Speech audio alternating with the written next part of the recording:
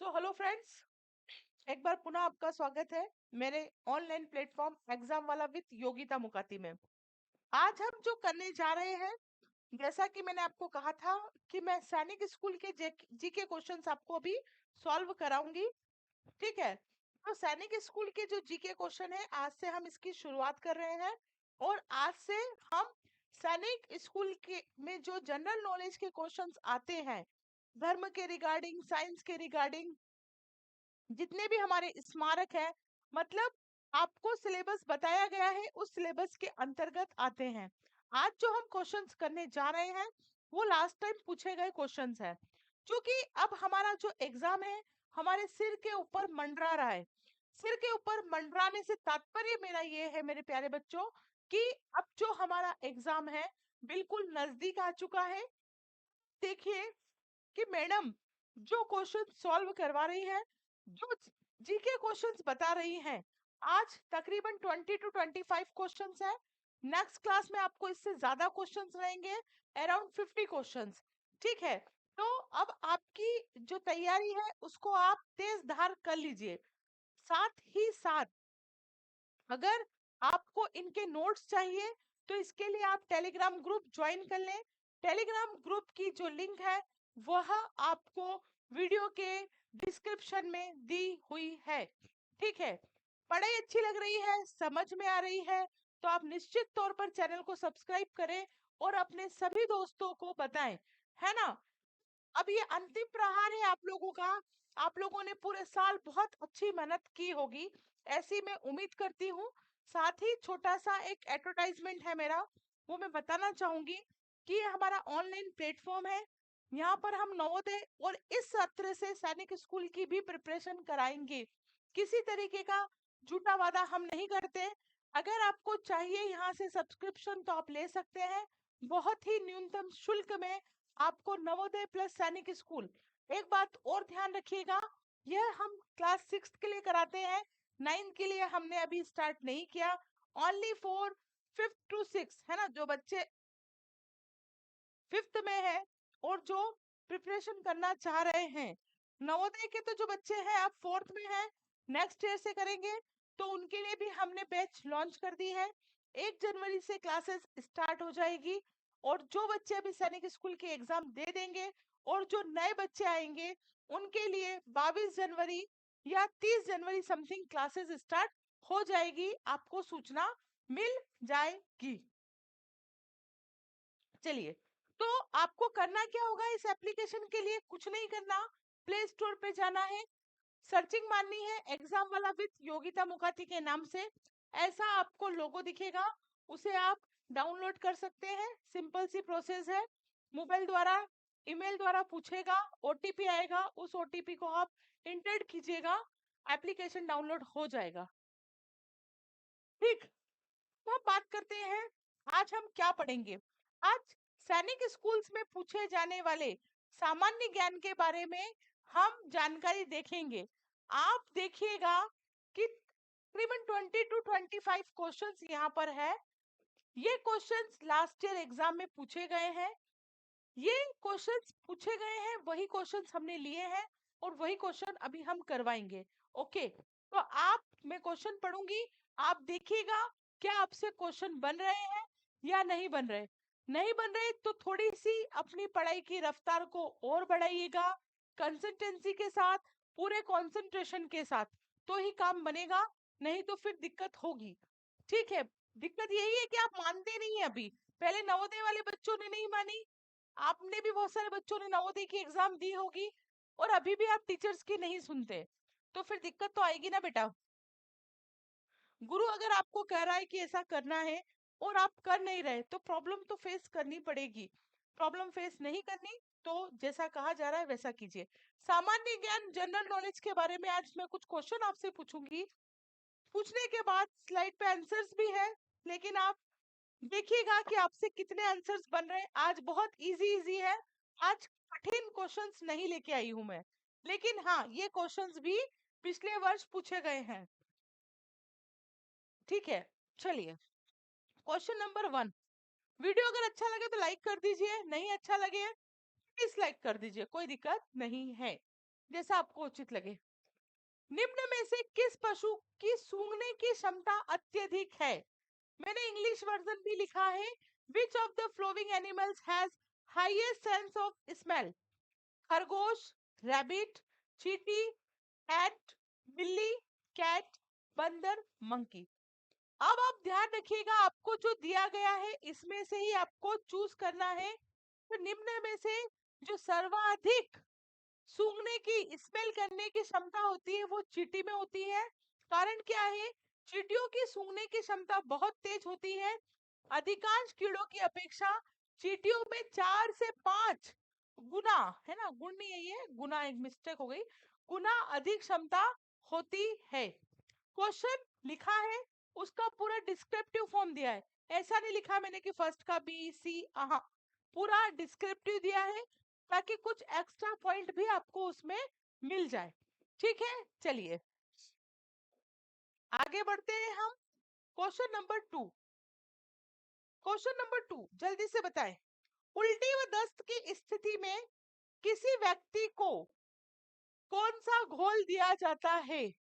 Solution is given to person in case of vomiting and डायहाइड्रा। किस, क्या इनमें से हम कौन सा घोल उस व्यक्ति को देते हैं जिसे वॉमिटिंग हो चुकी है, उल्टियां हो रही है, दस्त हो रहे हैं? तो कौन सा? क्या आप उसको मिल्क शेक देते हैं? क्या आप उसको नींबू पानी देते हैं? क्या आप उसको फलों का रस देते हैं? या फिर आप नमक एवं चीनी वाला घोल देते हैं? तो हम क्या देते हैं? नमक एवं चीनी वाला घोल देते हैं। क्यों देते हैं? क्योंकि इस स्थिति में क्या होता है, जब दस्त लगते हैं, हमें वोमिटिंग होती है, तो शरीर के अंदर, बॉडी के अंदर पानी की मात्रा बहुत कम हो जाती है। इसीलिए पानी, लवण और शर्करा की मात्रा कम होती है। इस कमी को संतुलित करने के लिए चीनी और नमक वाला घोल दे दिया जाता है। क्वेश्चन ऐसा भी आ सकता है कि उल्टी व दस्त होने की स्थिति में शरीर में क्या चीज की कमी होती है? तो पानी की, लवण की और शर्करा की मात्रा की कमी हो जाती है। ये भी आपको ध्यान रखना है। In this situation the amount of water, salt and sugar in the body decrease, balance this deficiency, a solution containing sugar and salt is given। ठीक है, चलिए बुद्ध, बुद्ध के बारे में आप जानते ही होंगे, है ना? बुद्ध के बारे में आप बहुत अच्छे से जानते होंगे। गौतम बुद्ध की यहाँ पर बात हो रही है। उनको आत्मज्ञान की प्राप्ति कहाँ हुई थी? क्या लुम्बिनी में हुई थी, बोध गया में हुई थी, सारनाथ में हुई थी, या कुशीनगर में हुई थी? आप आंसर को ना देखें, पहले आप सॉल्व करने की कोशिश करें कि हम पहले इसको सॉल्व कर लें, क्वेश्चन को बना ले, इसकी प्रैक्टिस करें, डायरेक्ट आंसर ना देखें। जब मैं बोल दूं आप आंसर समझ लीजिए, उसके बाद में मेरा आंसर बोलूंगी, तो आप देखिएगा कितने क्वेश्चन सही हो रहे हैं, कितने गलत। और लास्ट में प्लीज मुझे कमेंट में बताइएगा कि 20 आउट ऑफ कितने क्वेश्चंस आपके सही हैं। ओके। गौतम बुद्ध को आत्मज्ञान निर्माण बोध गया, बोध गया कहाँ है? बिहार में है। बिहार हमारे प्यारे भारत देश में है। मैं बोधि वृक्ष मतलब पीपल के पेड़ के नीचे हुई थी। मतलब इसमें से सही आंसर कौन सा होगा? बोध गया। बोध गया में, तभी तो गया जाते हैं ना बहुत सारे लोग गया जी करने, माता पिता से पूछेगा तो वहां बोध गया में जाते हैं। बोध गया कहाँ है? बिहार में। बिहार कहाँ है? नेपाल में। बिहार हमारे भारत में ही है। ठीक है। उत्तर किसमें सहायक होते हैं? ये सारे क्वेश्चंस पूछे गए हैं। मतलब जो हमारी बॉडी में टिश्यूज होते हैं ना, इंग्लिश में हम उन्हें टिश्यूज कहते हैं। हमारी बॉडी का निर्माण टिश्यूज से ही होता है। उत्तर किसमें सहायक होते हैं? What are tissues helpful for? क्या तीव्र विकास के लिए ऊतकों की आवश्यकता होती है? कोशिकाओं के बीच श्रम विभाजन में, या प्रजनन की क्षमता में, या शरीर सामर्थ्य में? ऊतक किसमें इंपॉर्टेंट होते हैं वो हमको बताना है। बताइए, मैं फिर आंसर बताऊं, सोचो आप और बताओ। सुन लो, अगर आपको ऐसा लग रहा है यार आंसर दिख जाएगा तो आंख बंद करके सुन लो, बोल के तो बता ही रही हूं मैं। देखो, उत्तक इंपॉर्टेंट होते हैं श्रम विभाजन के लिए, कोशिकाओं के बीच श्रम विभाजन के लिए, division of labour between sales.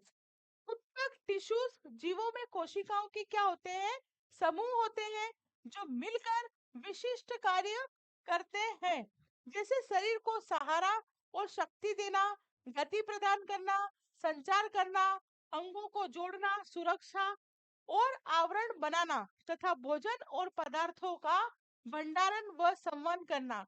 ये जीवों के सुचारू संचालन और श्रम विभाजन, यह लिखा है ना, श्रम विभाजन के लिए आवश्यक होते हैं, जिससे उच्च दक्षता आती है। कुल मिलाकर उत्तक क्या कार्य करते हैं हमारी बॉडी में, यह श्रम विभाजन का कार्य करते हैं कि किस टिश्यू से कौन सा श्रम, किस ऑर्गन से कौन सा श्रम हमें करवाना है। यह बहुत इंपॉर्टेंट क्वेश्चन है, पूछा गया क्वेश्चन है। रिएक्टर पैमाने पर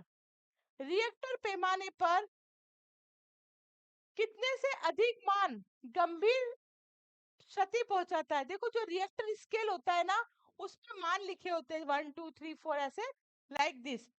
जो 7 होता है, 7 तक ठीक है, अगर इससे अधिक ये मान चला जाता है तो भूकंप आएगा, तीव्र जनधन हानि होगी।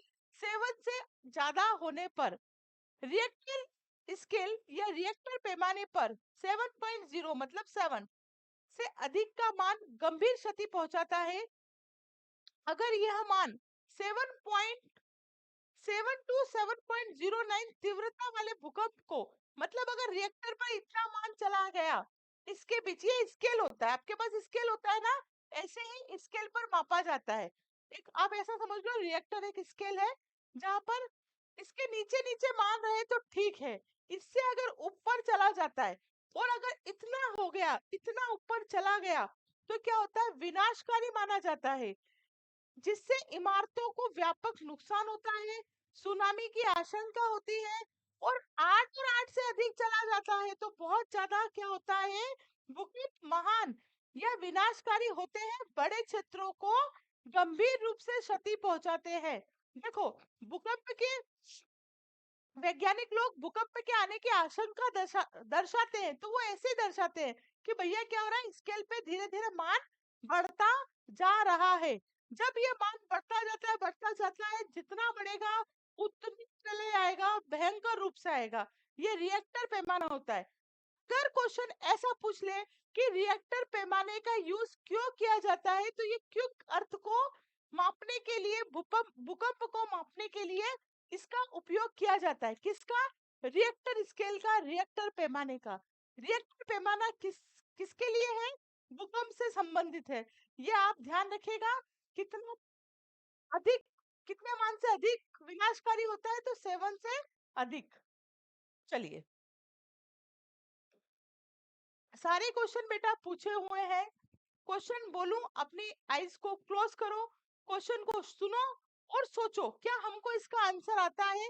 अब बहुत से बच्चे ऐसे होते हैं कि ऑप्शन देख के टिक कर देंगे। अरे ऑप्शन देख के तो टिक करोगे, मतलब आपको आंसर याद नहीं है। आप तो वहां पर आप तो वहां पर क्या करोगे, आप तो वहां पर मतलब एक वो लगाओगे, अनुमान लगाओगे, है ना। तो ये चीज नहीं है, क्वेश्चन जैसे ही बोले उसका आंसर पता चलना चाहिए। जैसे बहुत अच्छा क्वेश्चन है, ये हमें ऐसे भी पता चलना चाहिए। Does the white color represent in the Indian national flag? भारतीय राष्ट्रीय ध्वज में श्वेत रंग, देखो भारतीय राष्ट्रीय ध्वज में 3 रंगों की पट्टियां हैं और एक नीले कलर का चक्र है, ठीक है। सब रंग जो है, सब जो कलर्स है, अपने अपने आप में डिफाइन है। अब यहाँ पर बात हो रही है श्वेत रंग की। एक होता है हमारा ग्रीन और एक हमारा केसरिया, 3 तरह के रंग होते हैं। तो जो श्वेत रंग है वो किसको रिप्रेजेंट करता है, तीनों रंग अपने आप में व्यापक स्वरूप रखते हैं, किसी ना किसी क्षेत्र को दर्शाते हैं। तो श्वेत रंग किस क्षेत्र को दर्शाता है, यह आपको बताना है। क्या वो त्याग को दर्शाता है, क्या वो शांति और सत्य को दर्शाता है, या जीवन की समर थी या इनमें से कुछ भी नहीं। भारतीय राष्ट्रीय ध्वज में श्वेत मतलब सफेद मतलब व्हाइट रंग शांति और सत्य का प्रतीक है, जो धर्म चक्र के साथ मिलकर देश की ईमानदारी, पवित्रता और सच्चाई के मार्ग पर आगे बढ़ने के संकल्प को दर्शाता है। यह दर्शाता है कि राष्ट्र की प्रगति सत्य और शांति के पथ पर ही संभव है। यह श्वेत रंग बताता है, हरा रंग हरियाली का प्रतीक है, ठीक उसी प्रकार श्वेत रंग शांति का, सत्य का प्रतीक है। यह आपको ध्यान में रखना है, क्वेश्चन पूछा हुआ है। चलिए, सलमान रुश्दी सलमान रुश्दी को किस पुस्तक के लिए बुकर पुरस्कार दिया गया? किस पुरस्कार के लिए, सॉरी, किस पुस्तक के लिए बुकर पुरस्कार दिया गया? Booker prize for which book? ये बुक्स है, सभी बुक्स है ये चारों, किसी ना किसी ने लिखी है। जो सलमान रुश्दी है उन्हें बुकर पुरस्कार मिला। बुकर पुरस्कार डायरेक्टली वो पूछ सकता है कि बुकर पुरस्कार का संबंध किससे है, तो साहित्य के क्षेत्र में, है ना, ये पता होना चाहिए। ये मत देखो कि एक क्वेश्चन है तो एक ही आंसर होगा, नहीं, उसको देखो आप। जैसे बुकर पुरस्कार की बात हुई, तो बुकर पुरस्कार का संबंध किससे है, पूछ लिया क्वेश्चन में, तो बुकर पुरस्कार का संबंध बताओ किससे है, साहित्य के क्षेत्र से, विज्ञान के क्षेत्र से, ऐसा करके लिख दिया, पत्रकारिता के क्षेत्र से, या इनमें से कोई नहीं। तो हम यहाँ क्वेश्चन भले ही सलमान रुश्दी के बारे में पढ़ रहे हैं, लेकिन हमें पता होना चाहिए, क्वेश्चन को जोड़ना सीखो, इंटरसेक्ट करना सीखो, एक दूसरे से कनेक्ट करना सीखो, प्रतिच्छेद करना सीखो, कि हाँ ये आंसर, इसका क्वेश्चन ऐसे भी बन सकता है। ये चार दिए हुए हैं, चलो इसमें से एक बुक उन्होंने लिखी है, तो बाकी तीन बुक किसने लिखी है, ये दिमाग में होना चाहिए। फटाक से सर्चिंग मारो, रील मत देखो, काम की चीजें देखो। ऐसे सिलेक्शन होता है सैनिक स्कूल में, और बहुत बहुत बहुत स्टैंडर्ड लेवल की तैयारी कर रहे हैं आप लोग अपने उम्र के हिसाब से। इनने जो बिग बुक लिखी है वो मिडनाइट चिल्ड्रंस बुक लिखी है, इसी के लिए उसे बुक, इन्हें, उसे नहीं, इन्हें बुकर पुरस्कार मिला है।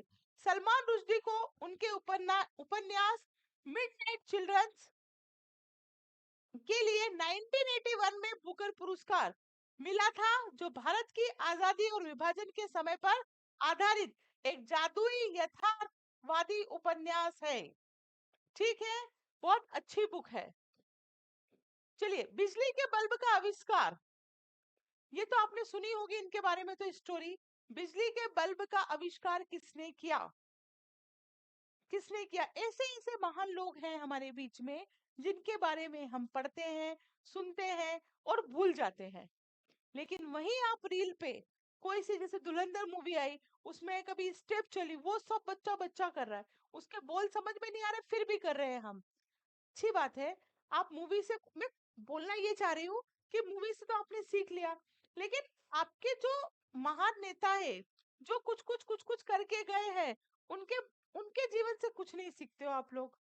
अच्छा, धुरंधर मूवी भी इतनी अच्छी मूवी है, उसमें इतने अच्छे अच्छे अपने, मतलब जो भारत का इतिहास है ना, राजा महाराजा शूरवीरों के बारे में बताया, वो तो नहीं देखा आपने, वो स्टेप कर रहा हो डांस की बस, तो गलत चीज है ये। अच्छी चीजें देखो और वहां से प्रेरित हो आप। ठीक है, संभाजी है, महाराणा प्रताप है, इनसे क्यों नहीं आप होते हैं? मूवी बनती है इनके ऊपर और आप पता नहीं क्या ही करते हैं। अच्छी चीजें सीखो, जब तक अच्छी चीजें नहीं सीखोगे तब तक कुछ नहीं होगा। डांस एक अच्छी चीज है, मैं मानती हूँ, लेकिन अभी समय है इन पे कॉन्सेंट्रेट करने का। मेरा कहने का मतलब, हम लोग आपको पढ़ाते हैं और आप लोग भूल जाते हैं, तो इसको भी जहन में उतारो ना। जिस मूवी का सॉन्ग दूसरी भाषा में है, वो डांस आप कर रहे हैं, लेकिन जो आपके लैंग्वेज में, अगर आपको हिंदी समझ में आ रहा है, अगर आपको इंग्लिश समझ में आ रहा है, और टीचर वो पढ़ा रहे हैं तो आप भूल रहे हैं, तो फिर कैसे होगा, ये कहना चाह रही हूँ। चलिए, बिजली के बल्ब का आविष्कार किसने किया था? Who invented the electric bulb? Thomas Alva Edison, Alexander Graham Bell, Madam Curie, C V Raman?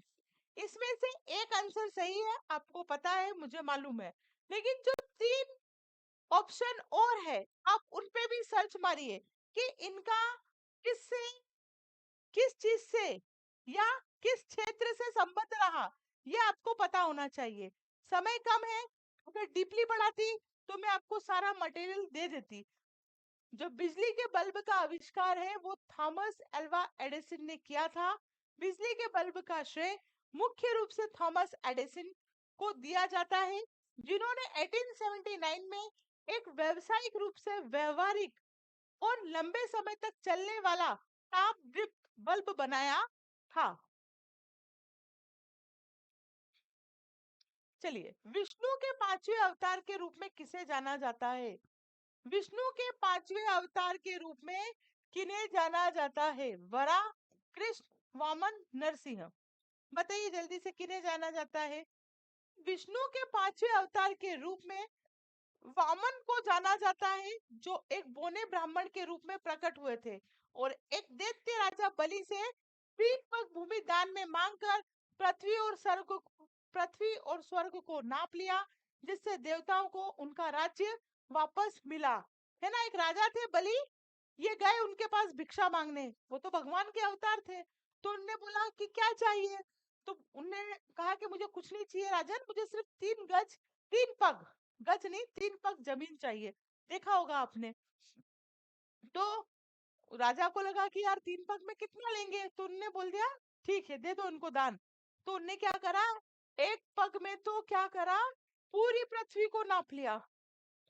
भगवान थे, लीला रचने आए थे। 1 पग में स्वर्ग को नाप लिया। अब के तीसरा पग कहाँ रखो राजन, तो कहे मेरे सिर पे रख दो और मैं भी आपका हो गया। है ना, तो ये इसलिए क्या था कि देवताओं का राज था उनके पास, तो राज्य देवताओं को वापस मिल गया। है ना, सब रूपों में, जैसे कि कृष्ण रूप में आए भगवान कंस को मारने के लिए, राम अवतार में आए रावण का संहार करने के लिए, ये सब लीलाएं हैं। आप मत रचना, आप पढ़ लेना बस। अवेस्ता अल्सा, जिसे जेंडा अवस्था कहा जाता है, यह किससे संबंधित है? ये बच्चे बहुत गलत करते हैं, जैन लिख के आ जाते हैं, जैन गलत है बेटा। ये पारसियों का धर्म है। अवस्था जिसे अक्सर जेंडा अवस्था कहा जाता है, पारसी धर्म जोरास्ट्रियन धर्म का पवित्र ग्रंथ है, जिसमें पैगंबर जरथुस्त्र की शिक्षा, भजन और धार्मिक नियम शामिल है। जेंदा का अर्थ होता है भाष्य या टीका, इसलिए जेंदा अवस्था मूल पाठ और उसका टिकाऊ मतलब व्याख्याओं के संग्रह को क्या करता है, संदर्भित करता है, जो प्राचीन ईरानी भाषा अवेस्तानी में लिखे गए हैं और पारसी समुदाय द्वारा पूजे जाते हैं। चलिए आगे चलते हैं। सिक्कों का ये बहुत अच्छा क्वेश्चन है, जनरली पता भी होगा आपको, पूछा गया क्वेश्चन है। वीडियो को लाइक कर दो भाई, कमेंट करना है आखिरी में कितने में से कितने क्वेश्चन सही हुए। सिखों का प्रसिद्ध तीर्थ स्थल श्री हरमंदिर साहब कहाँ स्थित है? ठीक है, where is the famous pilgrim site of Sikhs located in Shri Harmandir Sahib? तो क्या मनाली में है? इन मनाली, पटना इन पटना, अमृतसर इन अमृतसर, जालंधर इन जालंधर। हरिमंदिर साहिब सिख धर्मावलंबियों का सबसे पावन धार्मिक स्थल है। यह सबसे प्रमुख गुरुद्वारा है, जिसे दरबार साहिब या स्वर्ण मंदिर भी कहा जाता है। ये भारत राज्य पंजाब के अमृतसर में है। मतलब कि जो क्वेश्चन पूछा है हर मंदिर साहब कहाँ स्थित है, तो वो अमृतसर में है। और अमृतसर कौन से राज्य में है? पंजाब में है। और पंजाब कहाँ है? हमारे प्यारे भारत देश में। चलिए निम्नलिखित में से किस देश में है? अंकोर वाट किस देश में है? क्या भारत में है, मिस्र में है, कंबोडिया में है या इंडोनेशिया में है?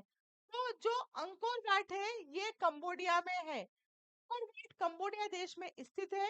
ये दक्षिण पूर्वी एशिया का एक देश है। ये दुनिया का सबसे बड़ा धार्मिक स्मारक है, जिसे मूल रूप से भगवान विष्णु को समर्पित एक हिंदू मंदिर के रूप में बनाया गया था, है ना। आप देखते होंगे रील्स में भी बहुत आते हैं ये उसी के बारे में बात हो रही है।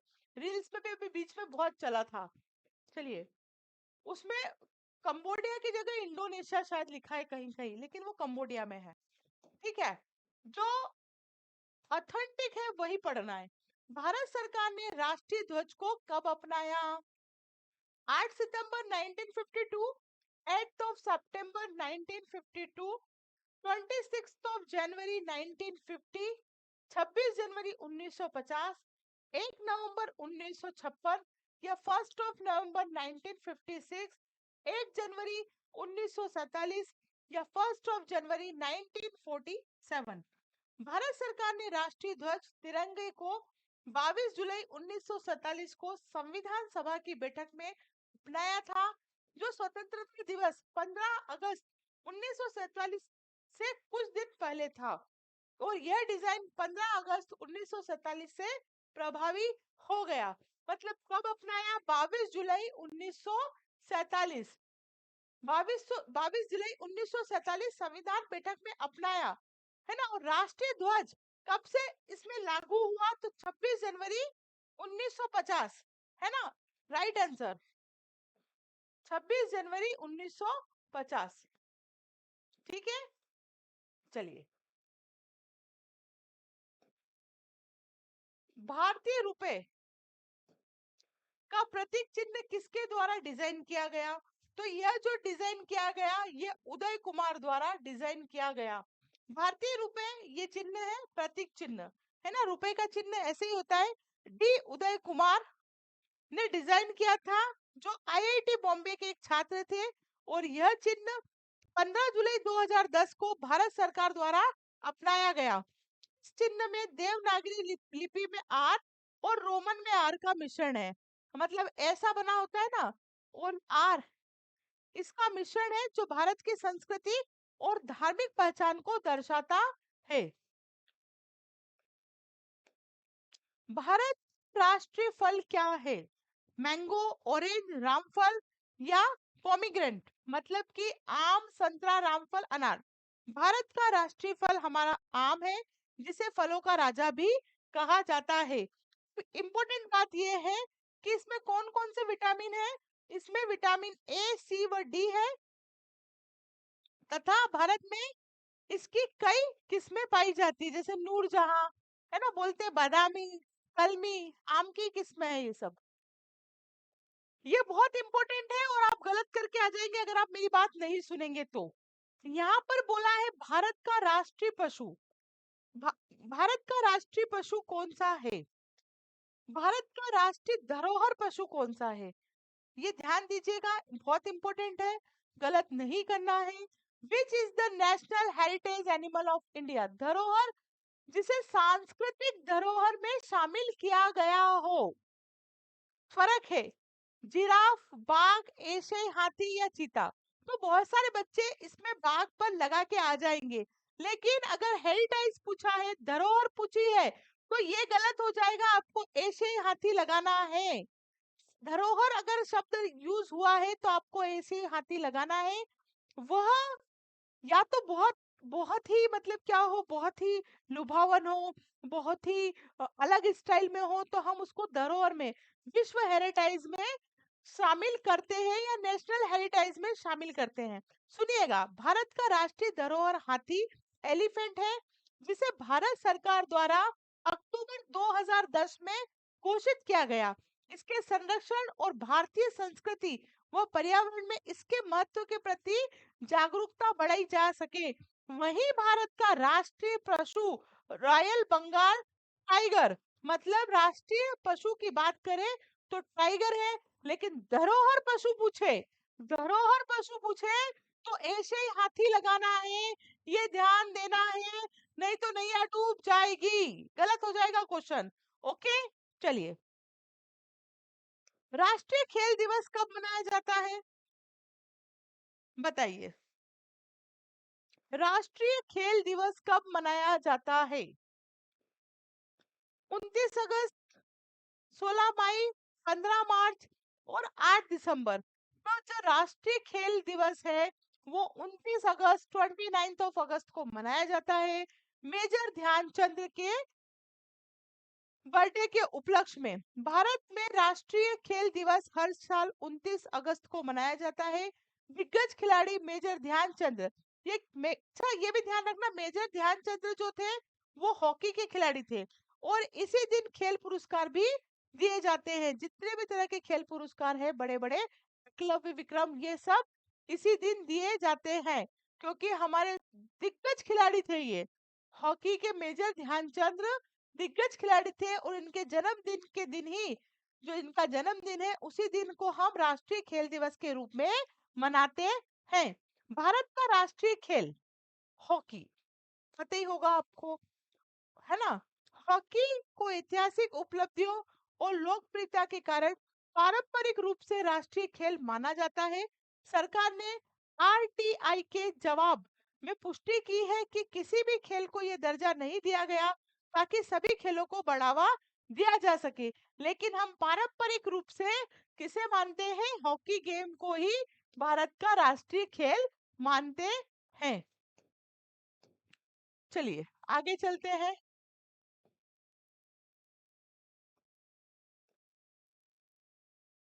इंपोर्टेंट क्वेश्चन, कौन सा कैलेंडर दुनिया भर में सर्वमान्य है? कौन सा कैलेंडर? जूलियन, मैग्रोयन, रोमन संघ। दुनिया भर में जो कैलेंडर है वो गैग्रोरियन कैलेंडर सर्वमान्य है। अंतरराष्ट्रीय स्तर पर आधिकारिक और दैनिक कामकाज के लिए इस्तेमाल किया जाने वाला कैलेंडर। यह पंचांग है। भारत का राष्ट्रीय पंचांग किस पर आधारित है?